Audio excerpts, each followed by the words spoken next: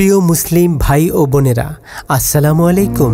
হাদিসে রাসূলুল্লাহ সাল্লাল্লাহু আলাইহি সাল্লাম শাওয়াল মাসের ভেতর 6 রোজা রাখার কথা বলেছেন। মাসের প্রথম দিকে, মধ্যভাগে না শেষাংশে, সে কথা হাদিসে উল্লেখ নেই। আবার 6টি রোজা একসঙ্গে লাগাতার রাখতে হবে কিনা, নাকি বিরতি দিয়ে দিয়ে রাখতে হবে, সে কথারও কোনো উল্লেখ নেই।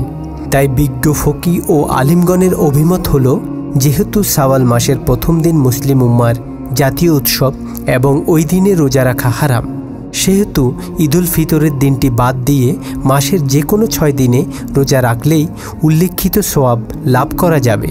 এই আরবি শাওয়াল মাসের অর্থ প্রথম দিকে, মাঝামাঝি দিনগুলোতে অথবা শেষ দিকে, আবার একাধারে 6 দিন অথবা একদিন রোজা রেখে তারপর একদিন বা 2 দিন বিরতি দিয়ে আবার একদিন যে কোনোভাবে রোজা রাখা যাবে। শাওয়াল মাসের মধ্যে 6টি রোজা রাখলেই হাদিসের বর্ণিত সওয়াব পাওয়া যাবে ইনশাআল্লাহ।